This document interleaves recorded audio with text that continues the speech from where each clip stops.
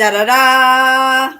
What's my good cheer? Welcome, everybody. Let's give YouTube a couple of minutes, get those notifications out.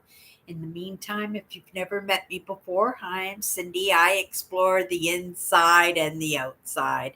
I did a little bit of both today. So grateful. It's only a week away and I am heading on my sabbatical. I take off for a couple of weeks every year.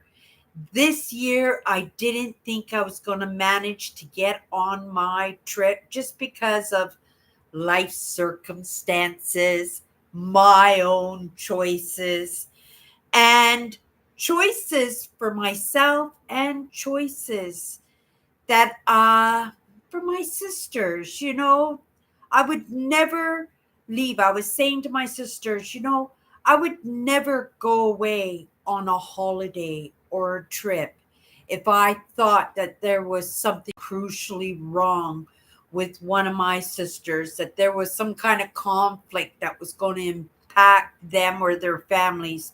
I wouldn't go on my trip. I'm just not that person. I never have been, in all honesty. But coming into my live tonight, I was thinking, oh my goodness, I'm going on my trip in a week. Time is going so fast. And for most of my trips, and this is a yearly trip that I've been doing for decades, I just are overly excited. It just can't come fast enough this year because of my own circumstances in life, right? It's coming to me so fast. And the only reason I'm feeling this way is because I don't feel I'm prepared. I don't feel I'm deserving sometimes. Well, sometimes all the time, right?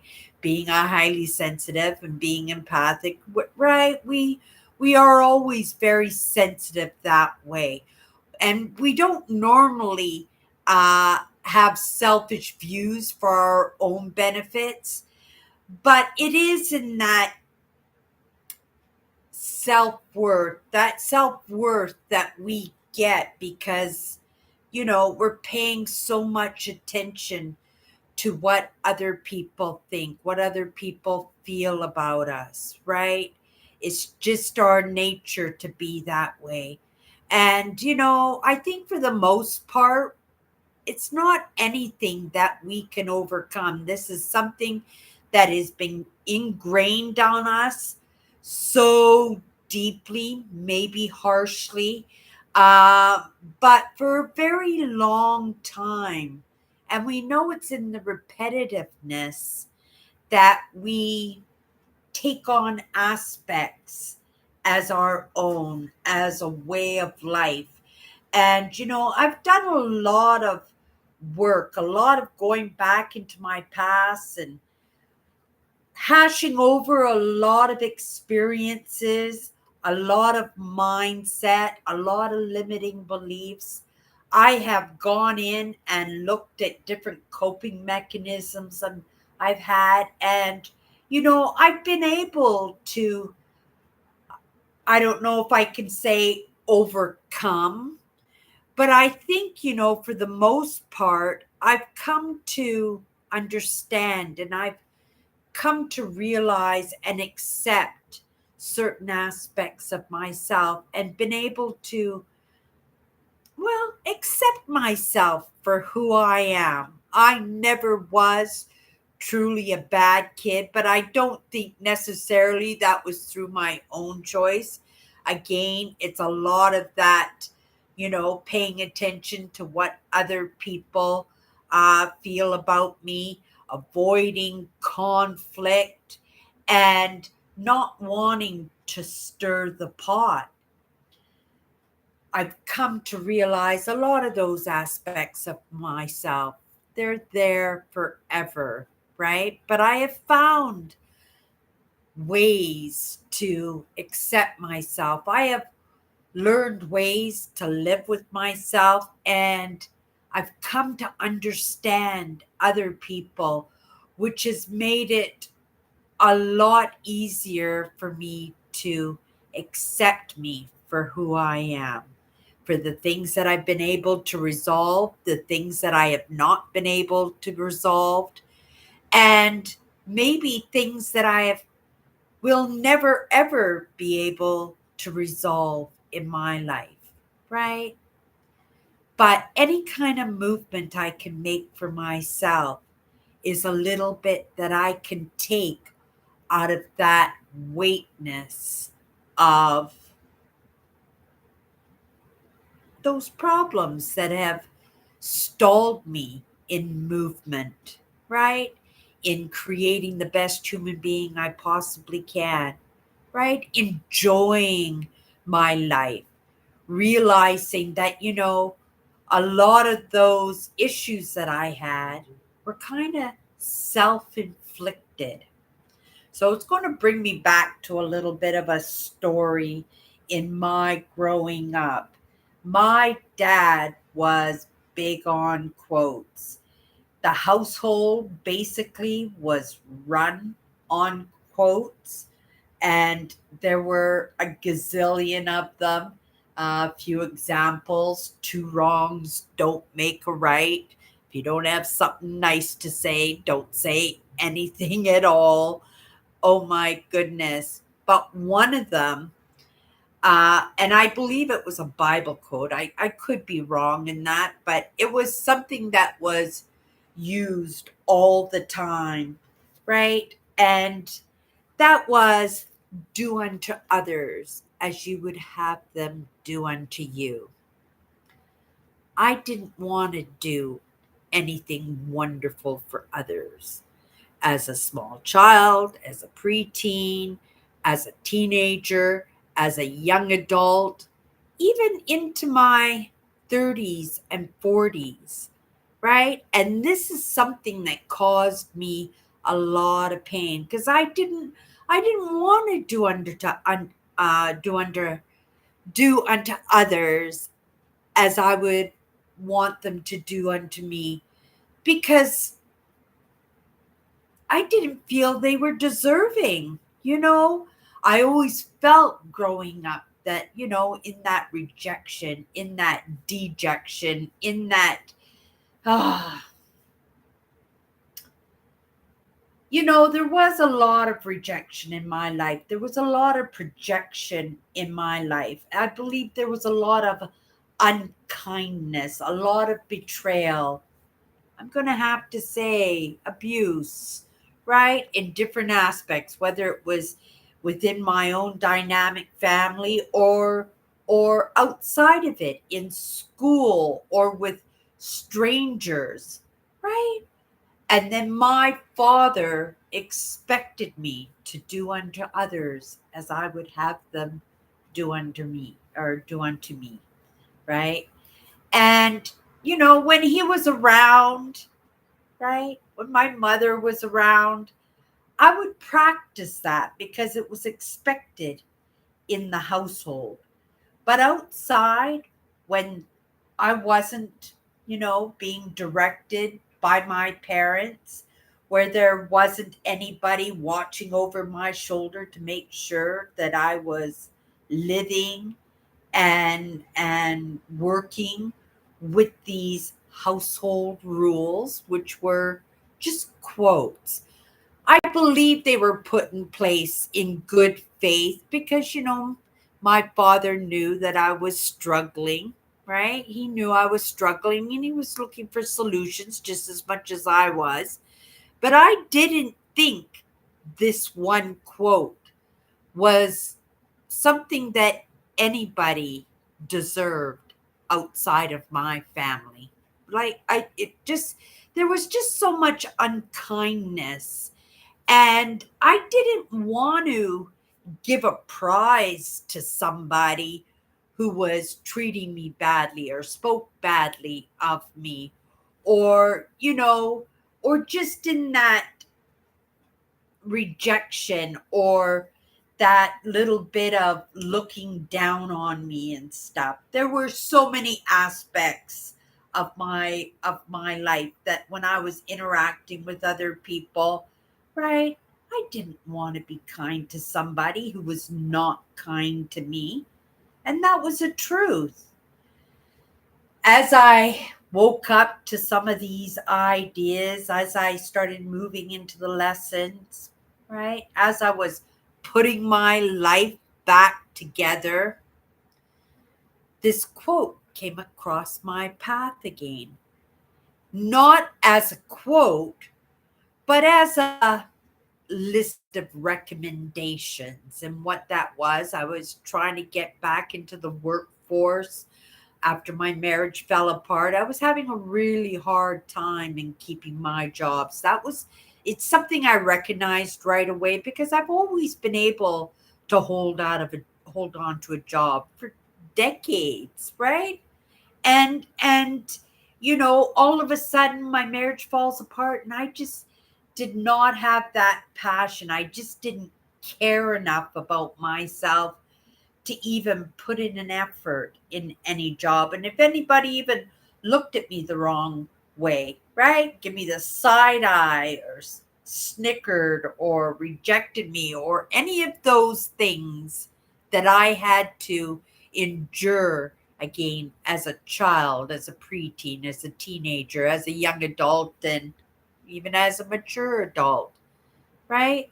I wasn't having none of that. I wasn't having none of that. But again, few lessons come across my path, few experiences come across my path.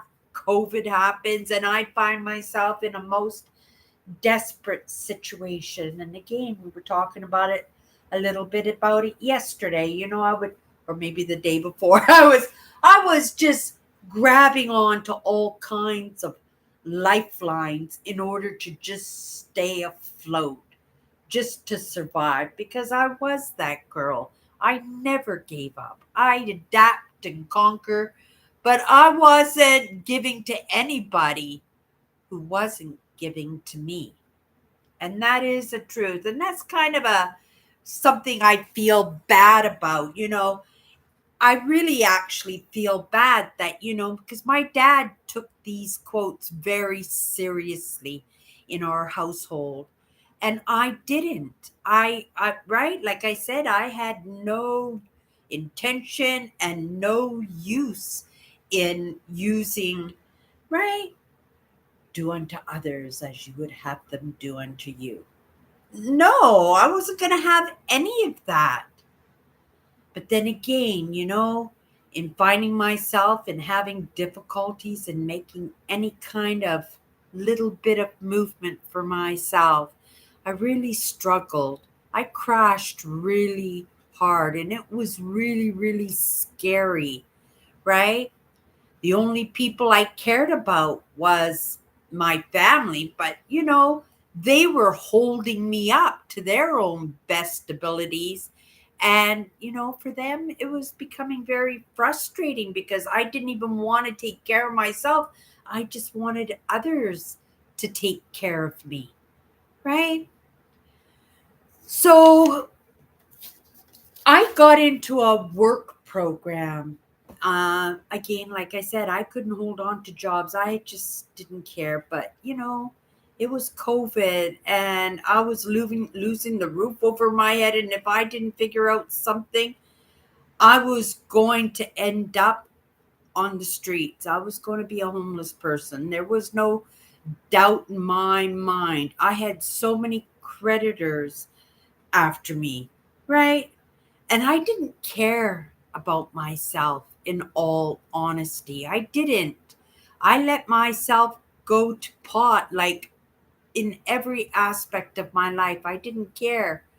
But I had to survive, right? I had to keep a roof over my head.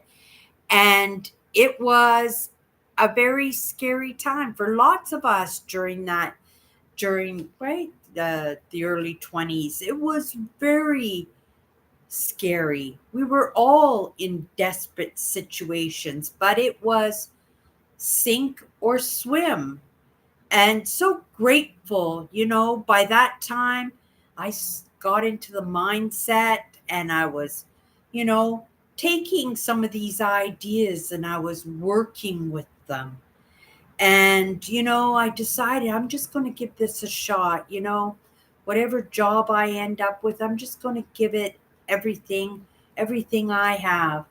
And I went through a work program, and in this work program, it's a government run program, and it's called an addiction modem. This is what the government calls it.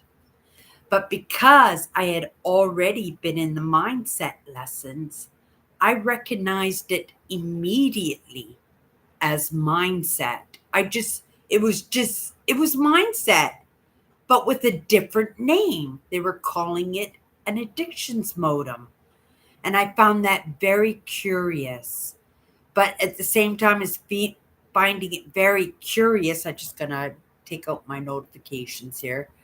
Um, just as much as I found it curious, I was excited about that because, you know, living and growing up in a dynamic family, and we had empaths and borderlines and narcissists and very dynamic. And it was a very much a Heinz 57 in that. Uh, for the most part, our household ran through majority rules, right? And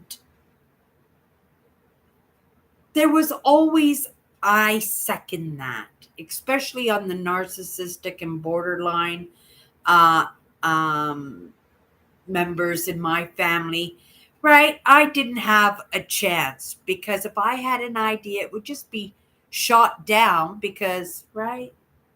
Another aspect, another member of that family would have an idea and they would have their partner, right? I second that.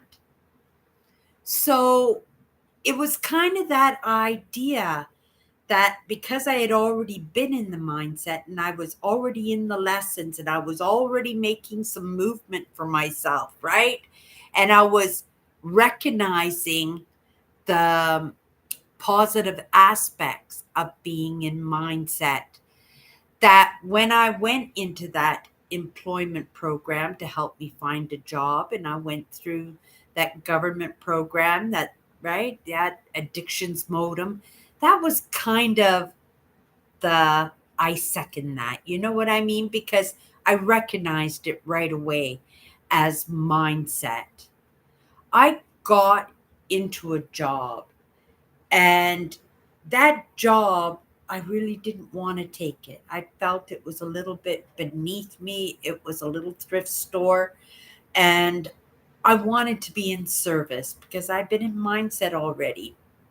I didn't recognize that this job in this little thrift store was service. It was a registered charity.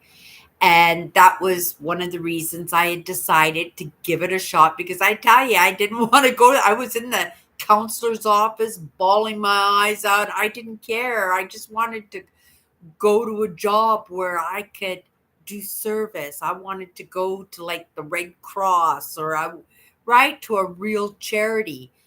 Then I heard that this was a registered charity and it made me feel a little bit about better about that. And so I went to this job and I practiced the mindset. And I remembered this quote, right? Do unto others as you would have them do unto you.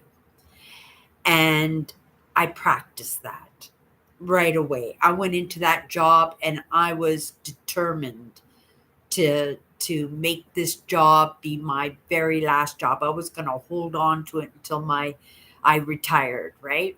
And I brought that quote to life in my life, and it was a miracle. It was an absolute miracle because I recognized that I was the problem. I was the problem in that. I was I was this, with my nose up and yes, sure there were people that weren't so amazing, but there were a lot of amazing people out there, a lot of amazing souls out there that because I was practicing that rule, right? Because I was living my life through that quote, that, I really got to recognize that people were not so bad, right? Not everybody was out to get me, right? Not everybody was evil. And this is the way I'd grown up my entire life, because through my own experiences, right? I never gave anybody a chance, because I was constantly in that people pleasing, which was that people pleasing was only set in place because I was avoiding conflict. For the most part, I stayed away from people completely. But when I started, right, taking this one quote and applying it into my life, applying it into my job, but I was applying it everywhere. My whole life changed instantly. People liked me, people appreciated me, people respected me. And it blew my mind. It blew my heart in all actuality, because people cared about me. And it was in using that quote in my life that I, right, loved my job. I was so heartbroken when I left that job, right? But it's that idea, and here's another quote: one bad apple ruins the whole bunch more, right? Because that's the truth. One person would treat me bad. It's not like I there weren't any people, right, that were rude or were snooty or just, right, rejected me or just disrespected me. Those people were still kicking around, but it wasn't everybody. And I put everybody in that same basket, right? I treated everybody like that. And that wasn't a fair thing to do, right? And I recognized it was maybe only 1 in 10, 1 in 20 people that couldn't give me the time of day, right? But even then, I would treat them like gold. And sometimes, if they were regular customers, slowly they would warm up to me, or at the very least be tolerant of me. And that was just as good as, right, avoiding conflict. But the way I felt about myself, because I knew I was doing the right thing, that it wasn't my attitude, that maybe it was somebody else's attitude. And because it wasn't everybody, it was just one bad apple, right? One bad apple. I was able to recognize what that was, right? What that was. And that was always the intent of that energy, to put everybody in the same basket. Because if I put everybody in that same basket, I didn't have a chance in hell, because my attitude, right, which was, I don't think so, right, that I wasn't giving to anybody who wasn't given to me, right, that nobody gave to me. Nobody gave me a smile. Nobody gave me a care. Nobody gave me a hello, right? And I was like that my entire life. I blamed everybody, right, for that one energy that was, like I said, 1 in 10, 1 in 20 people, right? And I just put everybody in that same boat. And I isolated myself. And I isolated myself when I thought, like, oh my goodness, nobody likes me. Nobody wants to be my friend, right? Like, they're, right? And it wasn't them. It was 100% me. So the reason I'm telling you this is because I buy, I got a, I got a ton, I got buckets of them, mindset books. I love working in emotions and history and right, and I collect books. I really do. And I grabbed a book today or yesterday. I grabbed a book off of my shelf and I was going through it looking for something else, right? And I came across this sheet of paper. Oh no, that's not true. It was a different sheet of paper in this book. I was cleaning the fridge and I had this on my fridge with the magnet. I don't want to be a liar, but that was 100. I'm cleaning my appliances, getting it ready for my trip and everything, and I took everything off my fridge. But I was reading this and I'm going, "Oh my goodness, this is so do unto others." Right? And I thought tonight would be a good idea because maybe you're a little bit something like me. You blame everybody for your issues. You blame everybody. It's not you. It's just like it wasn't me, right? And in all honesty, it wasn't me, but it was that hurt little girl I was, right? It was putting everybody in the same basket. Nobody likes me. Nobody wants to be around me, so screw them, right? And that's the person that I was. And it took my entire lifetime up until, well, till I was almost 50 years old before I even stepped my foot into some of these lessons, till I actually recognized that it was me. 100% it was me. But when I came across this sheet, I thought, oh my goodness, this is a good place to start. Well, forgiveness is the best place to start. That's where I started, right? In forgiveness. But you have to have a little bit of understanding in order to get to the forgiveness, right? So I moved in the lessons, and that's how the lessons moved for me. It was just one prerequisite to the next one, to the next one. And for everybody, it's different, right? But because of in my own experiences, forgiveness was the one lesson that I needed before I could get into any of the other lessons. But I would say this is right. This is something I should have been into when I was a child, when I was a preteen, when I was a teenager, when I was a young adult, when I was middle aged. If I had known what I know now, my life would have looked so different, right? It would have looked so different. And I don't want to go back there and switch things up because if I did, possibly I wouldn't be sitting here right now with the understandings that I have, right? I might have a nice, cozy, comfortable, happy life, but I might not have ever woken up.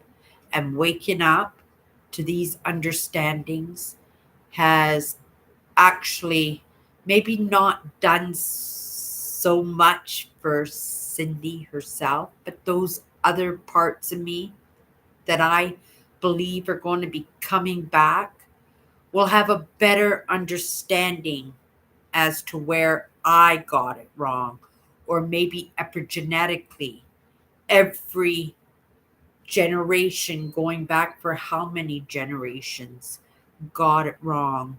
That somewheres down the line, that my nieces and great nieces and nephews, right? They will have a little bit of better understanding and a better comfortableness for their own lives and be able to understand that, right? We don't have to live this way, right? It was only in our experiences and our kind of crooked understandings that we got ourselves in that situation. And possibly, right? if I hadn't woken up to any of these ideas, these understandings would have just kept carrying on in my family, right? And where would we be in comparison to where everybody else might be, right? And yeah, so I thought I would read these to you just in case you want to give them a shot and give them an honest shot. I would say you'll probably notice the difference within a week, right? And you have to be able to come out of yourself a little bit, right? Because we are probably very introverted. We probably avoid conflict, avoid people in general. We're probably not very social, right? You can tell I've changed my ways a little bit, right? And I'm grateful for that. But it could have easily been a different story. But if you give this, I would say, well, you'll notice the difference between in a week, for sure, within a week. If you make an effort, you'll notice the difference in your life and in your experiences within a week. If you did it for a month, you probably will probably do it for the rest of your life because that's how much of an impact it will make in your life. And I believe this to be true. I know this to be true. Okay, so let me read them. There's 10 of them. This is a little thing. It's called 10 Commandments for Good Living, right? I call this do unto others as you would have them do unto you. Number one, speak to people. There is nothing so nice as a cheerful word of greeting. Just walk down the sidewalk, say hello to people as you cross, right? Have a little conversation in the elevator. It could be, how's the weather, right? I know it's boring, but, especially for people who don't have a lot of social skills, we don't know what to say, right? And it's kind of acceptable, if not boring, to talk about the weather. And, you'll find that you'll meet people who recognize that you're just trying to make a connection, right? That you're just trying to make a connection. You're just, right? You're trying to open up a conversation. I knew I recognized that. And if anybody wants to talk about the weather with me, right, to get into a conversation, I'll take it from there, understanding if somebody's opening up the conversation with the weather, they're probably having a little bit difficult time socially in understanding how to start a conversation. Smile at people. It takes 72 muscles to frown and only 14 to smile. I've heard this so many times, right? I just, right? Forget that. That's hokey. But try it out. Smile at people. It takes 72 muscles to frown and only 14 to smile. I did that numerous times today, just walking down the sidewalk. In the 70s, you didn't walk down the sidewalk without saying hello to every single person that you walked by. When I go to the provincial parks and I walk the trails, I say hello to everybody. It's kind of, right, expected. It's kind of accepted, right? But in this day and age, right, we walk by people all the time and we don't even look up to them and smile, let alone say hello, right? Call people. The sweetest music to anyone's ear is the sound of their own name. This is something I really failed in. And I'm putting probably, it's not an excuse, it's probably a fact. I'm terrible with names. I'm terrible with birth dates. I'm terrible with phone numbers, addresses, and it's specifically because I'm avoiding people, right? And this is something I've done for the most part of my life. And again, like I said, it was to avoid conflict because I thought everybody was after me, right? That nobody was interested in getting to know me. But I practiced these skills, especially in my last job, in getting to know my customers, getting to know their names. When they come in and say, "Oh, today's my birthday," and my regular would come in a year later, and I go, "Oh, is it your birthday soon?" Right? I might not know the birth date because again I was so bad that again in the repetitiveness and in our habits, right, they become sometimes lifelong, and as much as you work on them, right, they don't always get better, right, they don't always. I didn't, lots of my customers, they repeat their names to me, and it would just take me forever to learn their names, but I would make that extra effort. I would uh, get a name, and I would put it towards a sound, and I would say, "Oh, okay, this is the way I'll remember their name next time." Or I would be honest, and I would just say, you know, "I'm Cindy. Thank you, Brenda." Right? "I'm just going to let you know the next time you come in, I am very bad with names. I'm going to make an effort. It might take me a few times, and I might even ask your name again. But, I'm really going to make that effort." And I did make that effort. And oh my goodness, my customers loved me. Like right? Just the fact that when they walk in the door and I go, "Brenda," right? "Rose," "Jerry," right? And the smiles you would get from that, and the caring, and that sense of belonging and community, and feeling like you got friends. They were customers, but they actually felt like friends, right? So call people. The sweetest music to anyone's ears is the sound of their own name. Look at the names on the mailboxes, right? "Hi, Mr. Johnson," right? Your next door neighbors, right? "How'd you know my name?" So I saw it on your mailbox, right? Or I heard so and so say hi to you. You get these smiles, and you never know who your next best friend is, right?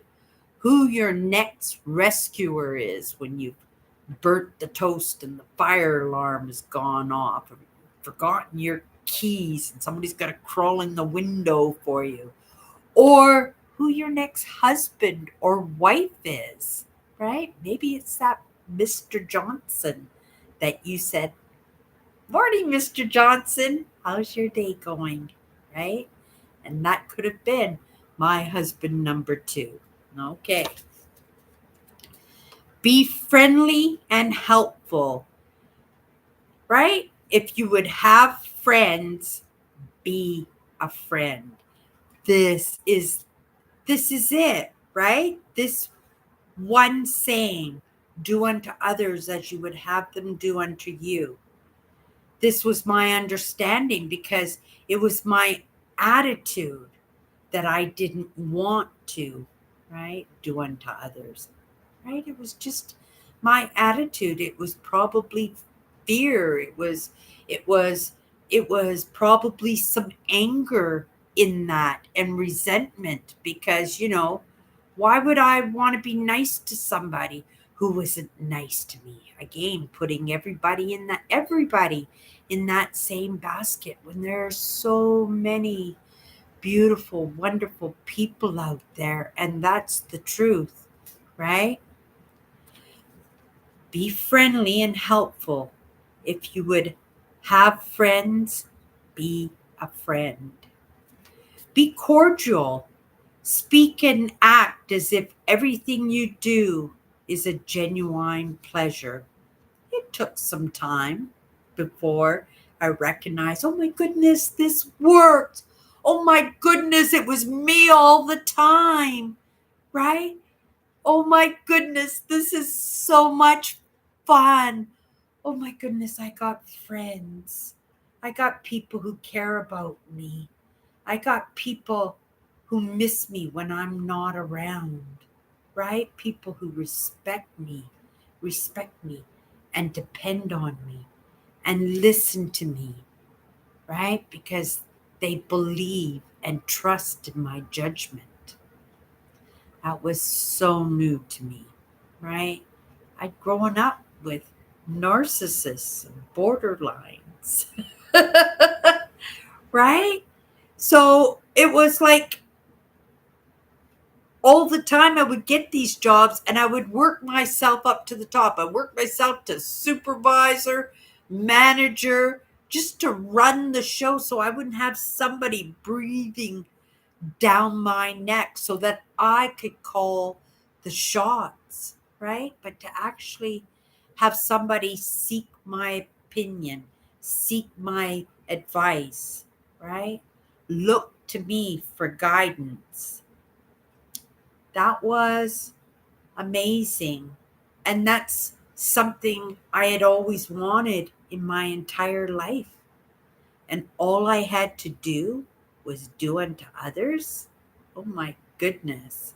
Be cordial, speak and act as if everything you do is a genuine pleasure.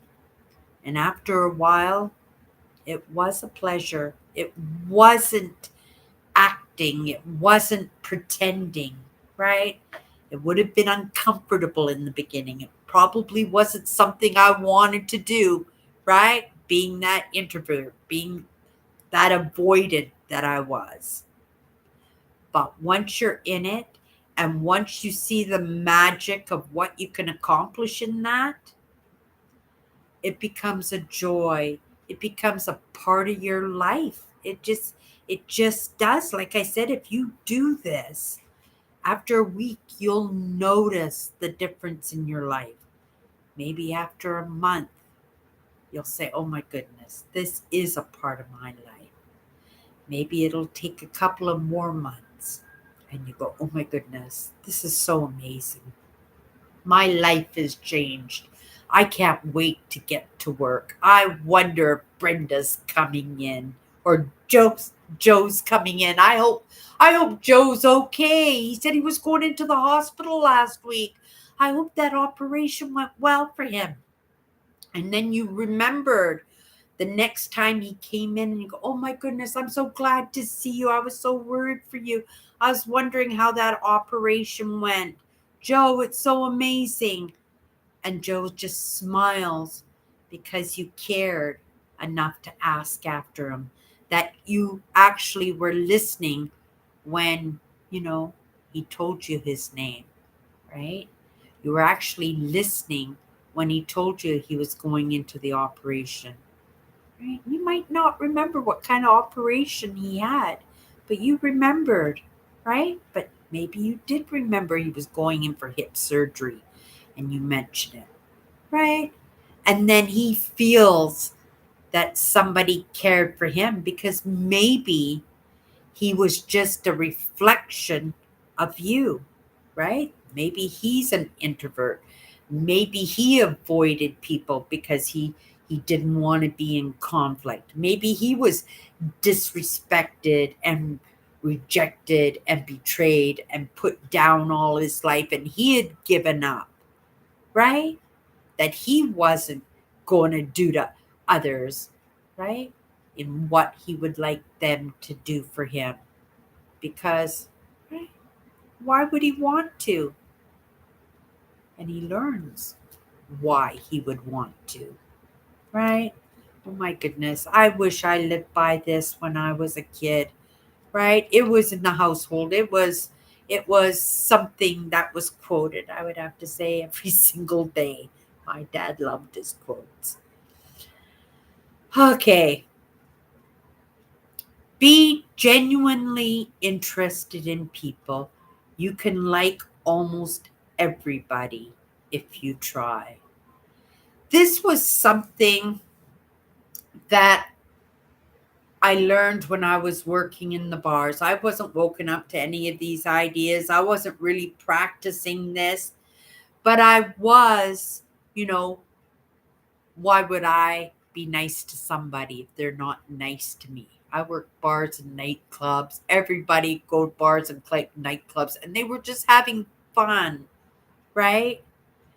And I remembered that, in the beginning, you do it because you have to. Again, working bars and nightclubs, it was the tip money, right? It was part of my job to be interested in people, in building my regulars, right?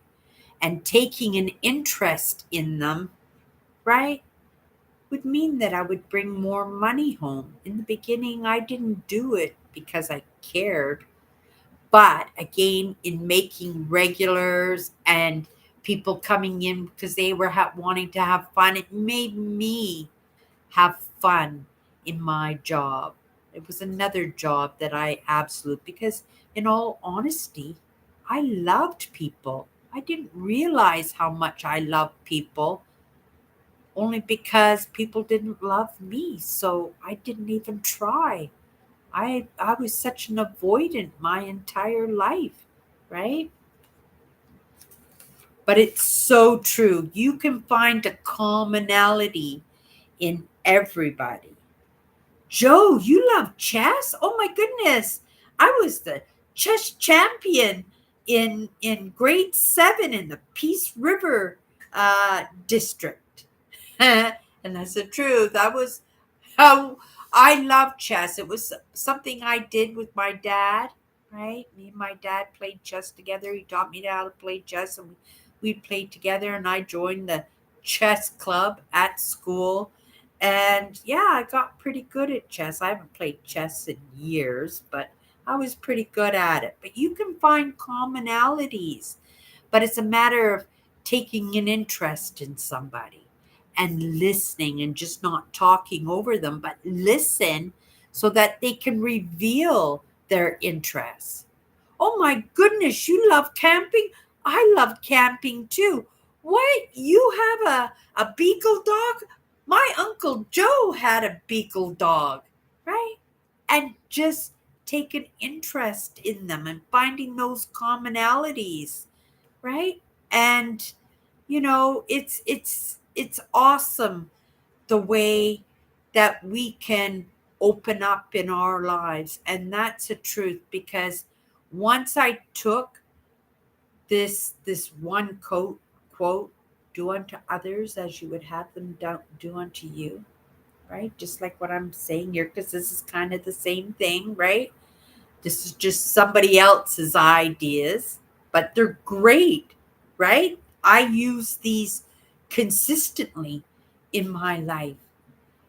And for me, they're true. They're part of my life. In the beginning, like I said, right? It might have been just practicing the craft, right? It might have just been practice. But again, when you see that it works, then you get these recognitions that, oh my goodness, I got to take some of that blame. Maybe I've got to take quite a bit of that blame for what happened, right? Because I did a lot of projecting and I did a lot of putting people in the same basket, right? And I isolated myself that way. Lots of us, right? We like our isolation, right? It's a safe zone for us. It is. It's very comfortable, but it's safe, right? And life is not meant to be lived safe. And that's another lesson for another day, but that's so true. You don't get to make any movement. You don't get to have new experiences because again, you're isolating yourself and you're putting yourself in a box and you're not allowing experiences to happen and you're not allowing any change to come into your life and you're not allowing yourself to connect to others and be able to learn and live vicariously through other people's experiences, right? And that's the truth. We talked a little bit about that earlier in the week, too. Be considerate with the feelings of others.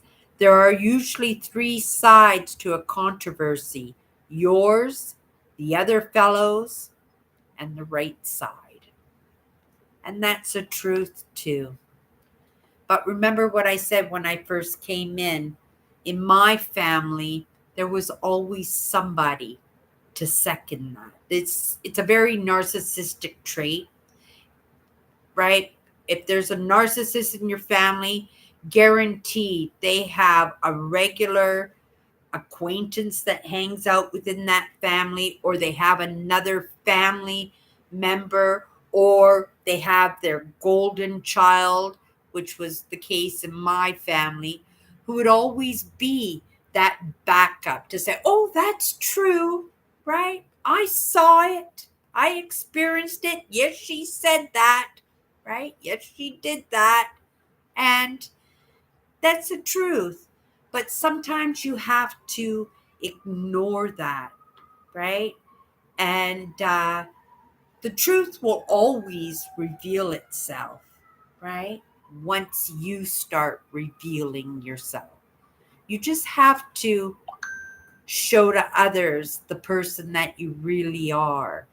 And maybe you'll have that experience of, right, somebody looking at you, or somebody backing you up, or somebody saying, I second that, right?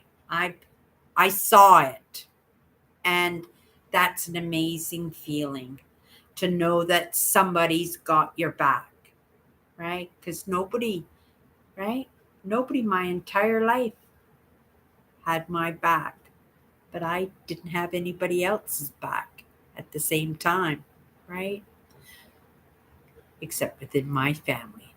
But that was probably a survival trait again, right? Be considerate with the feelings of others.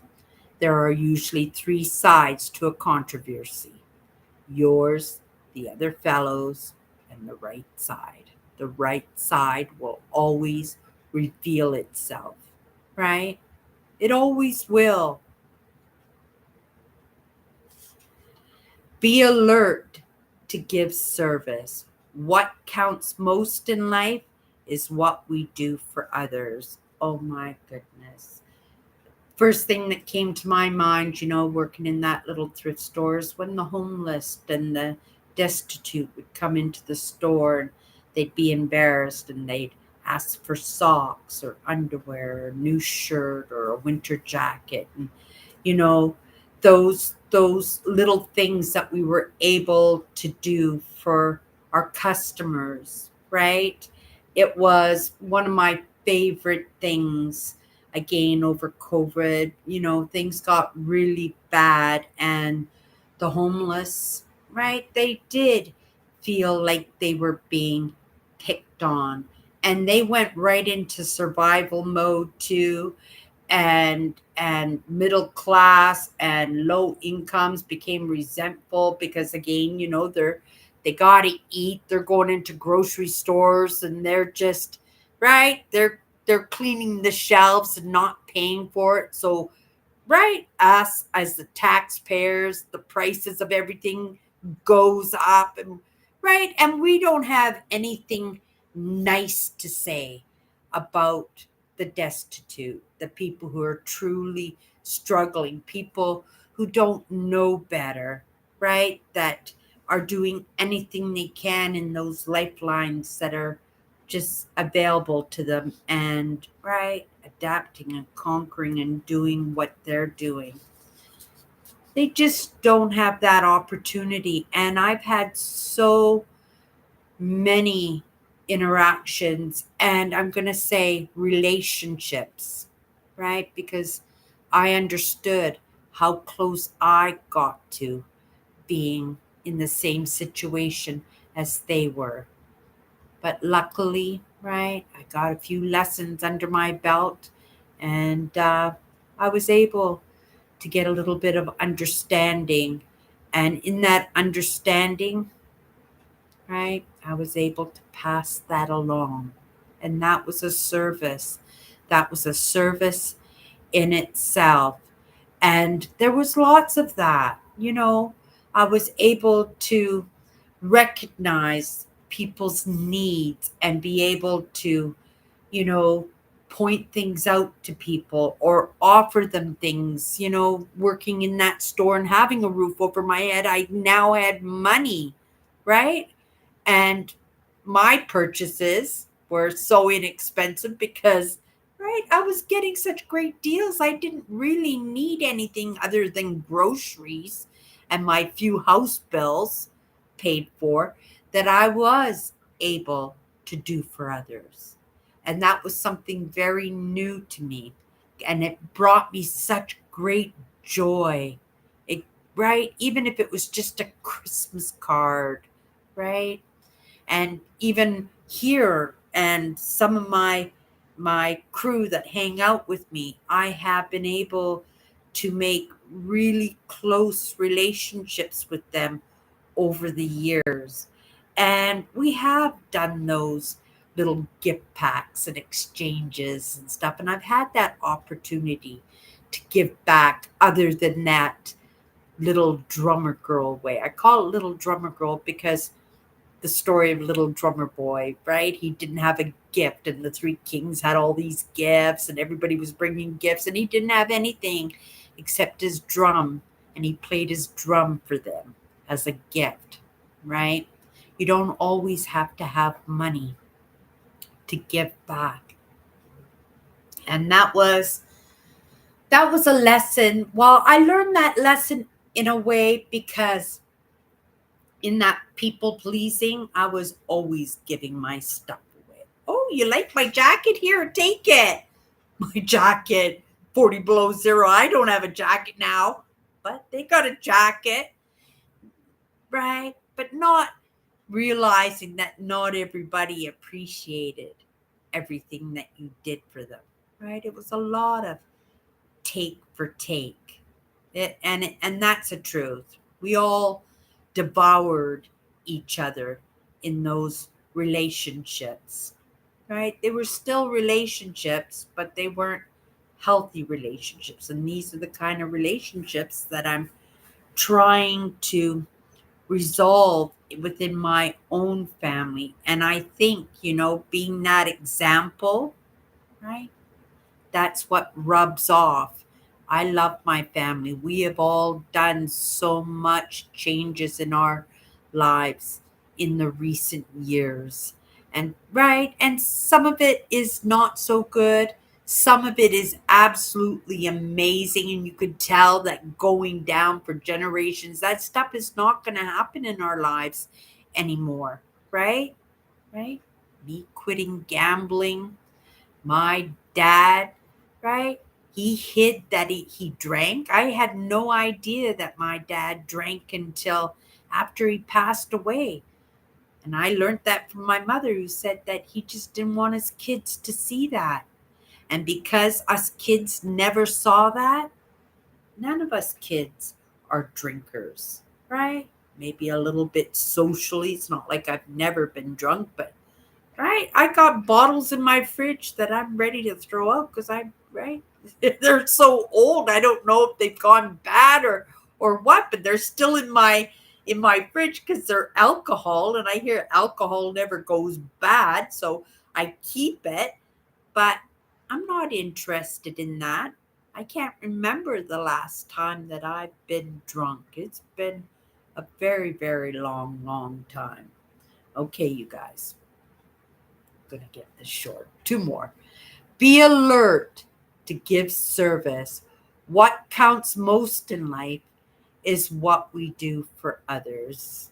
And that's the truth. When I said, right, be the example, right? Don't give your last dollar away. Don't give your jacket, your one jacket away when it's 40 below zero, right?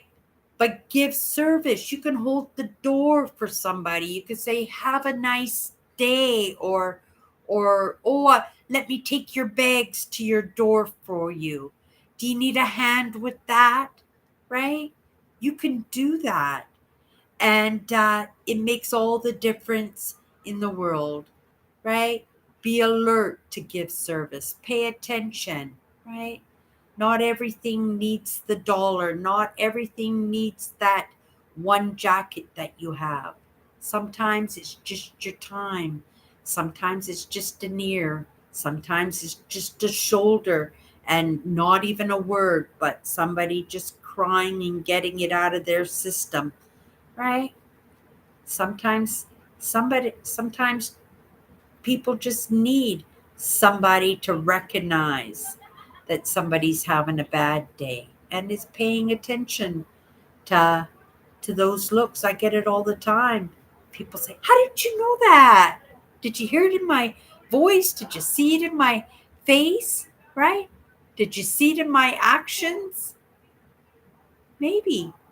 Maybe all of them, just maybe one of them. But by paying attention, you can pick up on these things and you can make that initiative. Oh, what's wrong today? Right? What's wrong? You don't look like yourself today. You don't sound like yourself today. And the next thing you know, somebody will open up to you. And if they can open up to you, it's nothing for you because that's not affecting your life. It's you're just taking it in. You're being that ear. You're being that comfort for them. And when they leave your presence, what difference is that going to make in their life? I bet you huge. I bet you huge. If not forever, for that moment at the very least. And sometimes all they need is a little bit of that weight taken off of them for a few minutes for them to recognize that, oh, there's a solution. Oh, right. It's the best of times, it's the worst of times. I'm just going to think of the good stuff in my life. Right? Right? And it helps. It makes a huge difference. Here's the last one. Add to this a good sense of humor, a big dose of patience, and a dash of humility, and you will be rewarded manyfold. And that's the best one because you know what that is?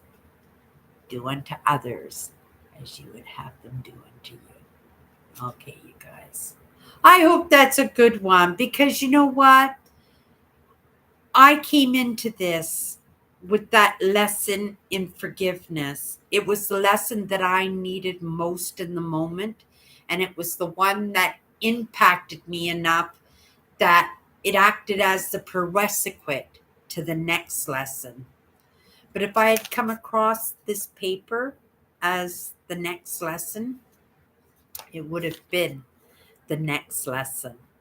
And it wasn't too far ahead. It really wasn't. Forgiveness, right? And then I think it was listening that was the second one, to really start paying attention to what I was getting wrong until I recognized what I was getting wrong. Okay, you guys, that's my good cheer. I'll be back on Monday. Sunday night, I do Chatters Live. If you want to come and hang out with us, I have an amazing crew who chat more than I do. We keep it pretty light. We try to keep it pretty light, but it's so amazing. It really is a good time. So if you want to come in and hang out with us, it's 7:30 Central every Sunday night. If not, I'll be back Monday. Everybody, have a great weekend. I'll see you.